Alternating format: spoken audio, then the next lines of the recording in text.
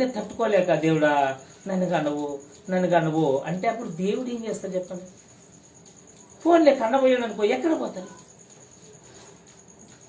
గుర్తుపెట్టుకోండి, దేవుడు సమస్తాన్ని గమనిస్తాడు. మనం చనిపోయాక ఎక్కడ పోతాము, బ్రతికి ఉండక మొదలు మనం ఈ భూమి మీదకి రాకమొదలు ఎక్కడున్నాము, సమస్తాన్ని బైబిల్లో రాసిపెట్టారు. అందుకే దేవుడిని నమ్ముకోవాలంట. చాలామంది ఏమంటారు మతం అంటే ఏమిటి? మనసు మార్చుకోదు. బైబిల్ అంటే ఏమిటి? నీ హృదయాన్ని మార్చుకోడు. ఇతరులకి అన్యాయం చేయకుండానట్లు, ఇంకొకరిని నీ వల్లే వాళ్ళని ప్రేమించాలని, ఇదిగో ఇంకొకరిని దోచుకోకుండా, అన్యాయం చేయకుండా నిన్ను జాగ్రత్త పరచమని చెప్తుంది. కానీ ఇవన్నీ మానుకొని భయభక్తులు కలగమంటే ఈ మంది ఏమంటారంటే మందిని మోసం చేయడానికి రాదు బైబిల్ బట్టి అని మంది అందరూ మత మార్పిడి అంటే ఏంటి? నీ కలర్ మారుతుందా?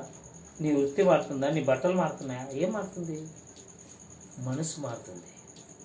నువ్వు చనిపోయాక ఎక్కడున్నావో నీకు ఒక గురి గుర్తవుతుంది. నీవు ఈ భూమి మీద ఉండగానే నీ మరణ స్థితి ఏంటో నీకు తెలియాలి. ఎవరైనా చెప్పండి, నన్ను చచ్చిపోతే సంతోషం అని చెప్పండి. దేవుని నమ్మిన ప్రతి ఒక్కరూ ఇలాగే చెప్పగలుగుతారు, నేను చచ్చిపోతే నాకు లాభం అంటారు. మీకు లాభం వస్తే సంతోషమా బాధ చెప్పండి? సపోజ్ మీకు ఒక 1,00,000 రూపాయలు వచ్చిందనుకో, ఏడుస్తారా నవ్వుతారా? ఏడుస్తారా ఎందుకు వచ్చే దుడ్లని? ఈ లోకంలో ఒక 1,00,000 రూపాయలు దక్కితేనే పట్టదు ఆనందం.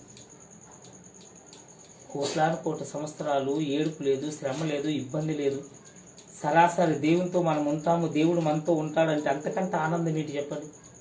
ఈ భూమి మీద దేవుడు కనపడతాడంటే ఎన్నో దేశాలు తిరుగుతారు ఖర్చు పెట్టుకొని. నువ్వు చనిపోయిన మరుక్షణం మీ దేవునితో ఉన్నావంటే ఎందుకు భయపడతావు? బైబిల్ తెలిసిన ప్రతి ఒక్కరు ఇది గుర్తుపెట్టుకుంటే చావంటే భయపడదు. అందుకే ఎంతోమంది ప్రాణాలను సైతం ఇచ్చేశారు. యేసుక్రీస్తు ప్రభు తన ప్రాణాన్ని ఎందుకు ఇచ్చాడంటే, ఇదిగో నేను మీ నిమిత్తం ఎలాగైతే ప్రాణం పెట్టాను, మీరు కూడా నా నిమిత్తం అలా మీరు పాపం చేయకుండా ప్రాణం పెడితే నా దగ్గరికి వస్తారు. అందుకని చూడండి, ఇలా 4వ వచనంలో ఇక్కడ అంటున్నారు, యెహోవా మాట నా నాలుకకు రాక మునిపే అది నీకు పూర్తిగా తెలిసి ఉన్నది. దేవా, నేనేం పలుకుతున్నానో నా మాట నా ఆలోచనలో నుండి నోటికి వచ్చి పలకక మొదలు ఎవరికి తెలుస్తుందంట?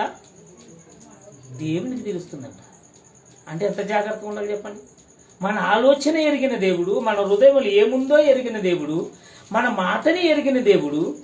మనము ఎప్పుడు ఎక్కడ ఎలా ఉండాలో మనం తెలుసుకోకపోతే జాగ్రత్త